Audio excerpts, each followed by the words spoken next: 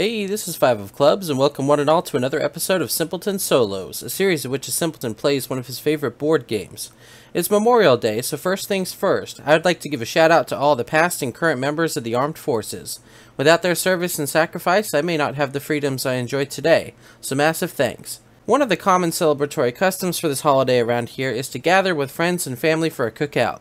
Until very recently, this type of gathering was restricted in many places due to the pandemic. However, with the vaccine rollout well underway, we're inching ever closer to a post-pandemic era. In light of the recent advances in policy that have eased restrictions on social gatherings, I look forward to the time when we can all say we're in an after-the-virus period. Though I sincerely hope that our after-the-virus period is not a horrific zombie-filled wasteland as portrayed in today's deck-building card game, After the Virus. Indeed, in After the Virus, 1 to 3 survivors take on tasks in the wastes of a zombified world. At its core, After the Virus is a game of attrition against a steadily escalating zombie army, starting out harmless enough, but growing ever larger until such a time as you either win your chosen gameplay scenario, or the zombies overtake you in a desiccated deluge. Here's how it works.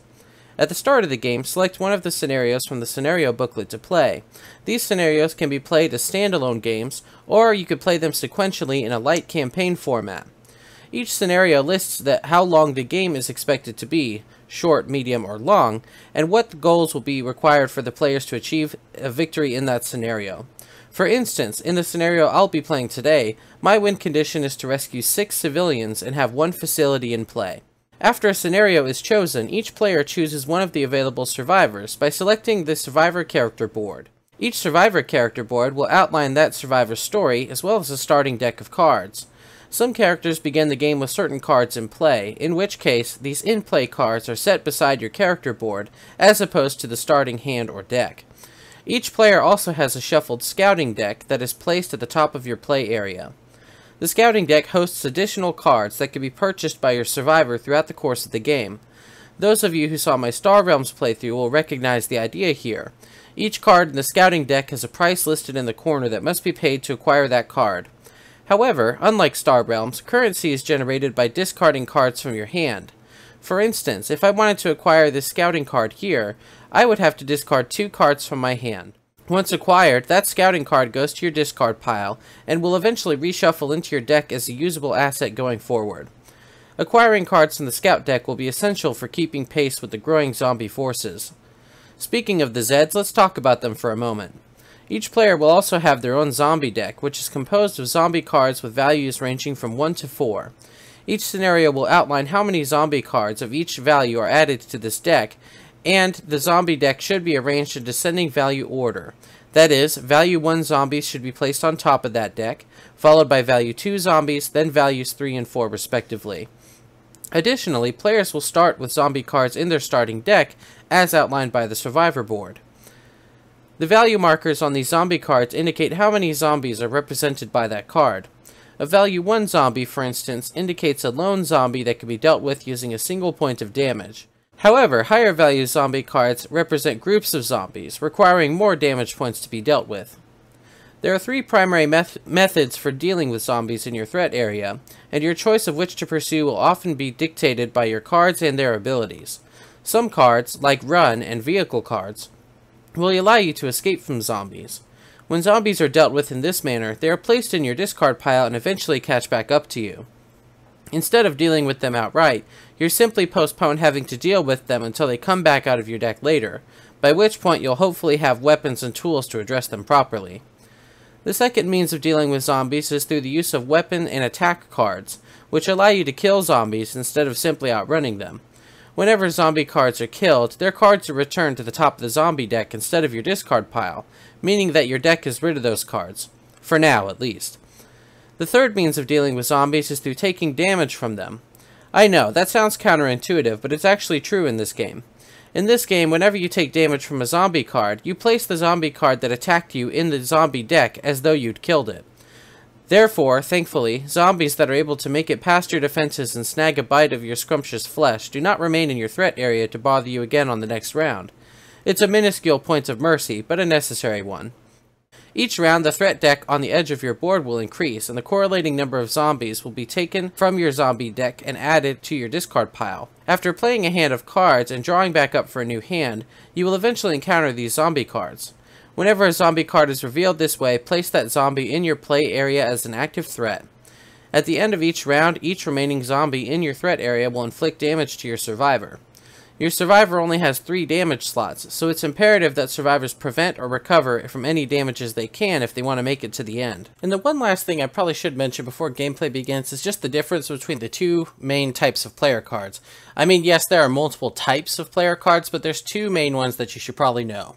These sort of pinkish red ones are known as event cards, and they generally do an effect and then go to the trash, sort of like the Star Realms ship cards. So the safe house, for instance, does a save 1 or more of your prepared survivors, and then after it resolves that effect, it goes to discard. However, these blue ones, and sometimes these sort of silvery gray ones as well, any of the ones that have this yellow arrow icon generally are things that stay in play until something else removes them, similar to a base from Star Realms. So, for example, we have this pub facility up here in play, and it has a yellow arrow that outlines a survivor, which means that the cost to ready and prepare this card would be to discard 1 survivor. For example, if I discarded this survivor here, that would ready the pub facility, allowing us access to the pub's facility's effect here. Whereas a trap like this, normally when you play cards from hand that are of this type, they enter in an unprepared state. That is, on their side where they will not be able to utilize their effect until such a time as their activation cost is paid. So for example, I could discard this card here to pay the 1 card cost, which would then ready this card and have it in a prepared state, allowing me to use this ability going forward. Hopefully that should clear up generally the difference between the 2 types of cards, despite the fact that there are multiple keywords for cards, so to speak. And that's the gist of it. I'll cover the other bobs and bits as they occurred during gameplay, but in Simpleton summary, your survivor attempts to scrape their way through a growing zombie horde in pursuit of an outlined goal, whilst the undead work to chow down on your succulent skin. Let's grab our makeshift melee instruments and hopefully venture forth to victory. Alrighty everybody, here we are, and after the virus we are going to be playing the mission here during the Outbreak section of the story called 1C Get to Safety. It's a medium-sized mission. Getting a grip on the situation, you realize you need to organize resistance of some sort. First, you need to gather some people and prepare a safe place. Goal, at the end of end the turn with 6 safe survivors in a prepared facility. Setup start at wave 1. So we have set the wave counter to 1 already. Thankfully today we are actually playing as Ruth, who is a no-nonsense grandma with a shotgun. Looks pretty intense there. And in fact, in her starting deck, she already begins with the pub facility. So she is well on her way to being able to complete this challenge. Let's go ahead and shuffle the scout deck. That'll hopefully give us some good cards. We have our zombie deck set up. The pub facility, per her character card, starts out in play, though we do have to ready it by discarding a survivor card per the yellow preparation symbol there. She has her starting deck, including 1 level 1 zombie per the starting rules here. And just like every deck builder, we are going to begin the game by drawing 5 cards, or seemingly every deck builder anyway. Oh, and there is the first zombie. There he is. Alright, in all of his splendor. Now, unfortunately, with the hand that we have, we actually don't have a whole lot we can do about him. Unless we wanted to put this out and then waste it already on 1 zombie. You know what? Actually, I will, though, because I know that we're not going to see any more zombies until such a time as we reshuffle. So it comes out in play. I'll discard a card to prepare it. There we go. And then I will use the on-card effect, discard, to kill up to 2 zombie cards. Whenever it lists a numerical number, the rulebook says it should be interpreted as up to that value. And I suppose I'll put 1 of these survivors out, and I'll discard the other one to ready the pub, because I anticipate we're going to need that healing. Alex, where are you going? To see if there's a pub. Alright, let's look at the other 5 cards, which we know should be zombie-free, and indeed they are. I think the Trapper skill is going to be incredibly helpful. If this is readied, which we do, it stays in play after you discard a card to ready it. Each time you prepare a trap, kill 1 zombie. So I'm going to put it in play, and then I'm going to discard a card per the cost icon in the yellow arrow here to ready that card. I suppose I'll discard this magazine. There we go. So now that this is ready, this effect will take place whenever we prepare traps, like the trap that we just saw on the previous turn. Excellent. So we have 3 cards remaining. We need to ready this survivor before we're able to save it using the safe house. So let's discard this survivor, whoops, to ready this one, and then we'll play the safe house to rescue him. So we have now saved 1 survivor out of the 6 that we are going to need to save before all is said and done. We have a shotgun here, but we cannot ready it with ammo yet. We could just put it out, or let's reveal a card from the scout deck. Oh, we actually have run straight away. So this run, it only costs 1 discard to acquire, and then basically lets you discard a zombie card, putting it off until a later turn of having to deal with it. But the discard pile is full and our draw pile is empty, meaning that we would now need to increase the wave. So it was at 1, now it's going to be 2, meaning we add the top 2 cards of the zombie deck shuffled into our main deck. Alright, and then when this deck empties out again, that will rise to 3, 4, 5, and so on, adding more and more of those zombies. Okay, we have a zombie-free hand here, it appears. We could take the opportunity to save another survivor here. So we could put him out. Then we could discard a card to prepare him. Then we could use the safe house to rescue him. And with these last 2 cards... I could discard 1 to acquire that run card. Or I could discard another to get another card in the scouted market. I think what I'll do is... discard 1 card to acquire run. Discard the other card to look at another card. Another run, actually. You know what? Let's shuffle these. Make sure they're shuffled. Okay, we have a dog, animal card. It costs 2, and it has a ready cost of 0, which is pretty nice. And it allows you to discard this card to kill 1 zombie. So he goes after that zombie and shows the zombie what it's like to be bit. You're a cute one. Do you like squeaky toys? So, very good. Alright, we have 1 zombie. We have 2 zombies here. A 2 zombie hand. Oh no. However, we actually are pretty set up to deal with him. So, we do have our entrenchment trap again, which when we discard a card per the yellow cost here to ready that trap, the trapper skill ability will allow us to kill 1 of those zombies straight away. So let's go ahead and discard this card to ready the entrenchment trap, allowing us to kill 1 zombie. Now I could just discard this trap to kill that other zombie, but I don't think I'm actually going to do that. I think I'm actually going to lay that last survivor right there, and I'll take the hit because the pub has that healing ability. When you play Safe House, which would allow you to rescue civilians, which we need to do anyway, then you're able to heal off of that as well. So, alright, the zombie gets to go. He's going to give our leg a good gnawing, but then he is going to go to his zombie deck again, of course. And we are going to have to draw some cards, but first, we need to increase the wave. So, there we go. Shuffle, shuffle. We got 3 zombie cards in here. There's 1. There's a run card. There's 2. And there's 3. Wow, okay, so here are all 3 zombie cards straight away. Oh, that's not a zombie card.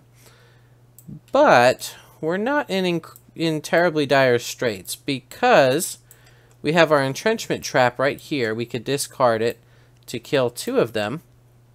And we are able to,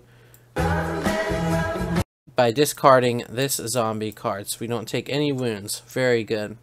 And then I'll discard this survivor to ready this other survivor for pickup when the safe house comes by, which will also net us 1 point of healing. Very good. The rest of this should be zombie free. There we go.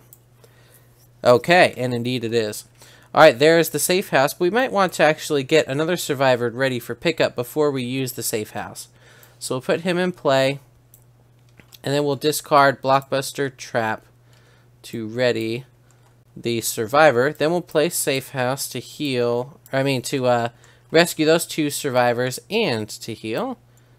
So we are now at 4 survivors out of 6 that we need to rescue. And, of course, we have our facility in play. So I'm feeling pretty good, although, you know, things can go wrong. Now, I could put the shotgun out here with this magazine as ammunition for it, or I could discard them both to get the dog, and I like the dogs, so big fan of dogs at the 5 of clubs house. All right, and the wave is going to increase. We got 1, 2, 3, and 4. Here we go. Shuffle, shuffle. There we go. We have 1, 2, 3.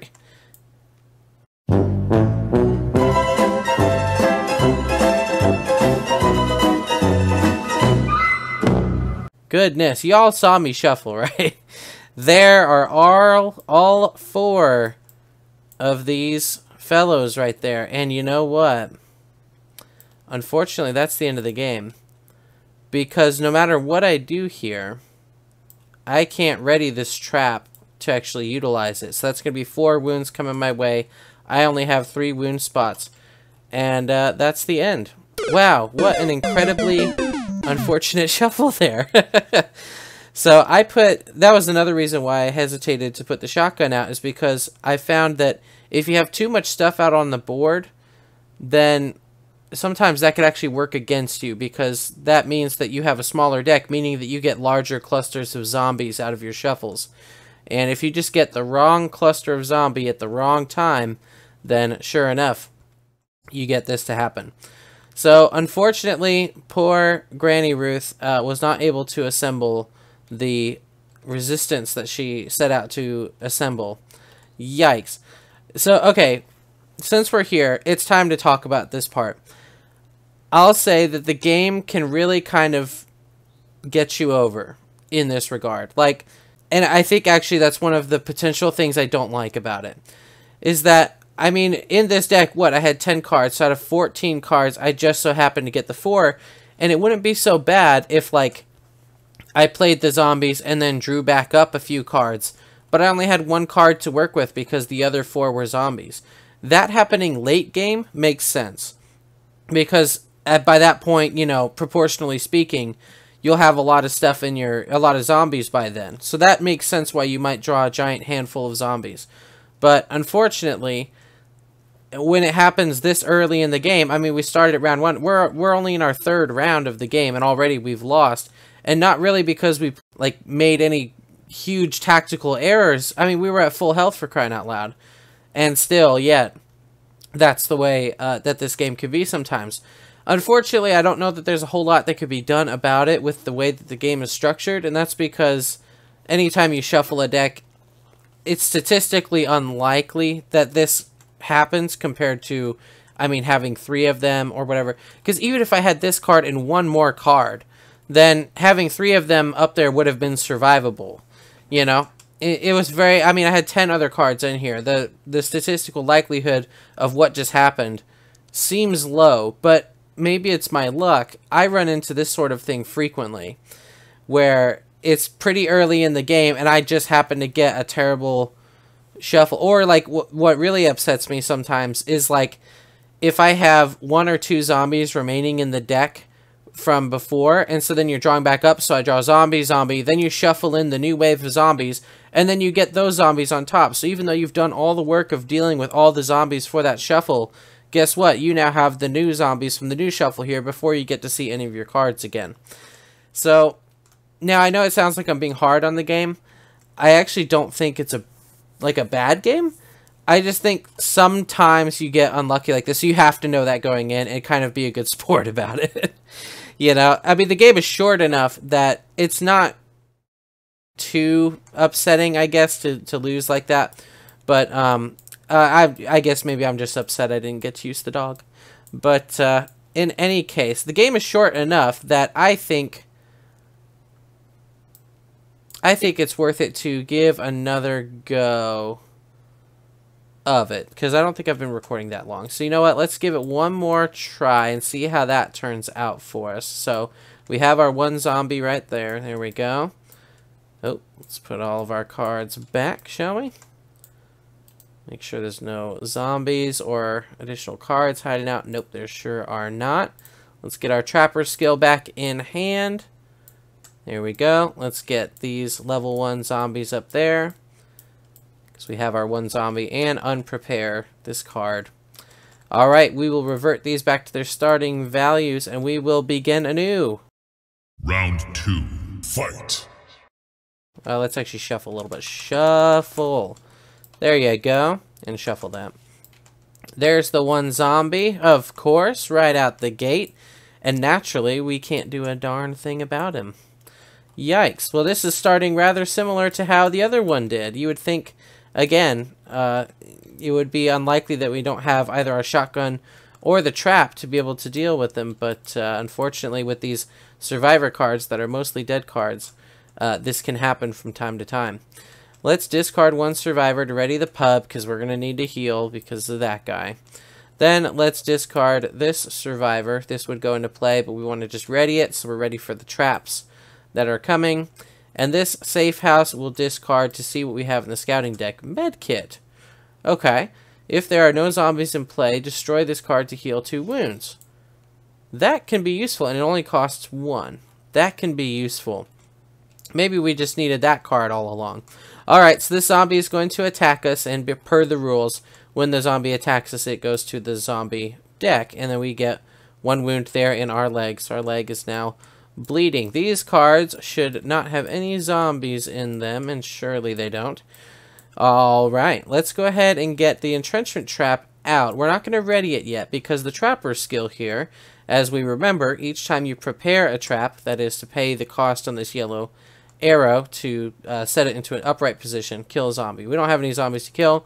It would be wasteful to do that. Let's wait until later when we would need to pay 1 card to ready that. Okay, and we don't want to use the block. I guess I didn't say a whole lot about the blockbuster trap. This is sort of a get out of jail card where you pay 3 cards to actually prepare it, and you destroy it to kill all zombies in play and discard pile for 1 player. So that would be me in this case, obviously. And then let's go ahead and actually put this guy out. He would be exhausted, but I intend to discard the blockbuster trap to ready him. And we do have that med kit up there. I do like the look of that. Let's discard the shotgun to acquire the med kit, and we'll discard the magazine to reveal something else. What do we got? Weapon skill, another 1 cost card. Training. Each time you prepare a weapon, kill 1 zombie. We only have 1 weapon right now, but maybe that number will change throughout the course of the game. Alright, the draw pile is empty, so the wave goes up by 1. We put that many cards in the deck. Shuffle, shuffle. 1, 2, 3, 4. Oh, there's the med kit right there. 5. Alright, we don't have any of those zombies yet, but surely they're coming. I could put the med kit out, but I think it might be a little too early for it. So what I'm going to do is I'm going to play the safe house first to save this survivor, bringing us 1/6 of the way toward our goal and healing us because of the effect of the pub. Then I'm going to put the shotgun out with 2 ammo in it, the magazine and the blockbuster. Yep. Because I don't plan to use the blockbuster, and the magazine would become ammo generally anyway. And with this med kit that I don't need yet, maybe I don't want to acquire the weapon skill. That's not that great for our 1 weapon deck. Oh, we have sure aim, which is training. You prepare it by paying 3 cards. Each time you use a shooting weapon, kill 1 additional zombie. So that would help our shotgun out. Definitely. But unfortunately for the shotgun, now that it's in play, it's going to remain that way until either I keep looping this magazine or I destroy the shotgun, which removes it from the game. So maybe not the best for us. There's 1 zombie. There's another zombie. And the wave goes up by 1. So we got 1, 2, and 3.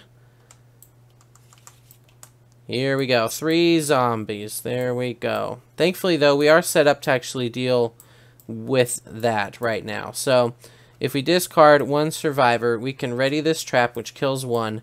Then we discard the trap itself to kill 2. There we go. We haven't even touched the shotgun yet, so we'll save that for non-trap related occurrences. I think the cost of actually preparing sure aim Oh, but you know, we do have our gun actually out in play and loaded. But I did have to shuffle back in and get through again, won't it? So I might have depleted my shotgun by the time I actually see this card. Nah, I'm not going to do that. I'm going to put this survivor ready to be ready so that he could be ready for rescue later. Because our safe house card should be coming up here. So we have 1, 2, there's the safe house. There's a med kit and another survivor. Okay, we can shoot the zombie, one of them. There we go. Then we can prepare a survivor here. It looks like we put this in play. Discard the med kit to prepare this survivor. Play the safe house to save that survivor, which would let us heal, but we're okay. And unfortunately, even though this card still has ammo, you can only utilize this effect once per round. So we're going to have 1 zombie left over. He's going to give us a nibble. There we go. But he's going right back up there. And we're ready to continue on. But unfortunately, it's time to reshuffle, which means adding a few more of these. Yeah, see, now I'm in that thing where I'm starting to wonder or worry that I have too much stuff in play because, I mean, almost half of this deck is zombies right now. Okay, 1, 2, 3, 4, 5. There's an entrenchment trap right there. Let's discard, oh, and let's put these guys up here. Discard 1 to ready that trap, which will kill 1 zombie. And let's use our gun to kill the other zombie. There we go. Now this shotgun still has 1 ammo technically by itself. Or really it's not an ammo. I think when it says destroy the shotgun to kill it, I think what you're doing is actually like bashing the zombie's face with the gun and it causes it damage. But I'm not sure if that's thematically correct or not. Alright, and then we have 1 card left. I think I will discard it to prepare this survivor for pickup. Because again, in order to win, we do need to save those fellows. So let's draw 5 cards. There's a zombie. There's a zombie. And we do have our fellow ready for pickup. Alright, we have 2 zombies up there. If I discard this trap, I can kill both of those zombies. There we go. Now, with the remainder, safe house, I think we'll go ahead and use it to heal ourselves and rescue 1 survivor, bringing us to 3. Very good. And I have 2 cards here. It might be almost time for the blockbuster traps. Let's go ahead and put that out there as insurance. And the med kit, we could use it to acquire one of these other cards. Or to find a new one. Neither of those cards look super great, so let's go ahead and find a new one. MC, which I assume stands for motorcycle, but I'm not quite sure. Discard 1 zombie card when MC is prepared. Discard 1 zombie card. So essentially when you play it, you get to discard a zombie card when you pay the preparation cost of 1. So that's 1 zombie card discarded. Then you can discard the vehicle to discard another zombie card. So essentially, and you can only have 1 prepped vehicle in your play area, which makes sense. So you'd be able to discard up to 2 zombie cards out of using that card. Alright, this thing's going up by 1, which means we're going to get 1, and 2, and 3, and 4, and 5. Still all level 1 cards for right now, but we are going to be dipping into level 2 pretty shortly. Excuse me. There's 1 zombie card. Okay. 2 zombie cards. Okay. There we go. Right. So, I could discard 1 card to prepare the blockbuster trap. Sorry, I am glad that I put a stop there real quick because I almost made a very egregious error. In the previous rendition of this, I actually discarded 1 survivor to ready this entire trap, but that's going to cost me 3 to ready that, of course. And I do have 3 cards here to do so if I wanted, which would allow me to prep or ready this card and then activate the trapper skill to kill one of these guys. Maybe I'll do that in case I get blindsided by another one of those terrible turns. Now, I could use the shotgun and destroy it to get rid of this other zombie, or I can just take the hit and hope that I'll be able to heal up when we get to the pub, or use the med kit. I guess we do have a med kit now as well. So, you know, I'll take the hit. That's what I'll do. Alright, so we're going to go ahead and take a hit to the leg. He's going over there to the discard, but we now have our blockbuster trap ready for another surprise. So we have 1 card. We have 2 cards. 3 cards, 4 cards, 5 cards. Okay, so I'm not looking forward to this. Because not only are we going to get, I think, up 2 zombie cards here, plus potentially whatever might shuffle into the deck. That's not going to be fun at all. Okay, so the zombie card, of course, goes up to the top. We could put the entrenchment trap in play and ready it by discarding this. Which, by readying a trap, we kill the zombie. And maybe... Now, the medical kit only works if there's no other zombies in play. That's the one thing I'm slightly wary about it for. I could play and ready a survivor by discarding the med kit. Because this is about to reshuffle anyway. So, you know what? Yeah, that's what I'll do. Alright, so we get 2 cards right here. Zombie, zombie. And here we go. We're adding 6 cards here. 1, 2, 3, 4, 5, 6. And look at that. We have some level 2 zombies as part of that mix. Okay, so we have 3 zombies here. Yes, we do. But they're level 1 zombies. Okay. So, I could discard this to kill 2 of them, which is good. There we are. And I could save 1 of my survivors here, bringing us 1 step closer to victory and healing us. And I have 1 card remaining. I'm certainly not going to use the blockbuster trap yet. I could buy the MC, or I could just leave him out here because we're going to have to save 2 more of these guys. Let's go ahead and do that, actually. Alright, draw up. 1, 2, 3, 4, 5. Ugh. Oh, and this guy actually, he bites me, so let me put that there. Alright, so we have 2 level 2 zombie guys and level 1, but we have a blockbuster trap ready for this, and it's destroyed, so it's removed from the game, but it's going to kill all these guys. And one other previous rule error that I had made: when you kill zombies, you put them back into the zombie deck the way that they're supposed to. So like these guys wouldn't go on top of the deck. They go on top of the 2's spot, and then the 1's go on top of the 1 spot. Big, big, big strategic point. So the game will be quite difficult if you just put them on top of the deck every time. So make sure to keep that in mind. Alright, so we've cleared out those zombies, so I'm feeling a little bit better about life. Let's go ahead and put this magazine into the shotgun so that we have now another shot that we can use from it. And let's discard this survivor to ready this other one for pickup. Alright, we have 1, 2, 3, and we're going to add 7 of these darn cards. 1, 2, 3, 4, 5, 6, 7. Yikes. Okay. Shuffle that up. Oops.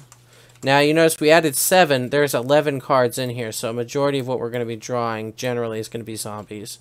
But, actually, you know what? We're going to be okay. We actually lucked out this time around. So, we have 3 zombies up there, which is no bueno. But, we can put out this survivor. We could spend this med kit to ready that survivor. We could play the safe house to rescue those 2 survivors, which brings us to 6 and happens to heal us 1. And because we now meet the credentials for winning the scenario, that is, having 1 facility in play and having 6 survivors saved, then we actually successfully complete this one. Woo! Alright, the blockbuster trap definitely came in handy for us. But the thing about it, with the game shuffling the way that it does, sometimes it actually, like this time it worked out exactly the right way for us. But other times, just the luck of the shuffle, you get stuff in backwards orders. Okay, well, we did. We got 1 loss at the beginning, and then we had 1 victory. So, all in all, I'll say that that's sort of the cycle of this game. I'll say this, though, for sure, especially for this particular mission. My character is well suited for it in a regard because she already has a facility in her starting deck. Other characters don't have that luxury. And so if you're playing one of those other characters for this particular mission, you have to find facilities in this deck. And if we were to have done that here, let's see. Oh, there we go. Finally, we found one. That was after 1, 2, 3, 4, 5, 6, 7, 8. Oh, and then the other cards actually bought. So maybe up to like 9 or 10 cards before I even found a facility to win. That's pretty crippling. In a scenario like this, you could easily lose long before you ever find a facility because there's not a whole lot of them in here. In fact, let's just take a quick peek. No, no, no. Whoops. No. That's a trap. There's a medical equipment. There's an equipment. There's a run card. There's an animal card. There's a person card.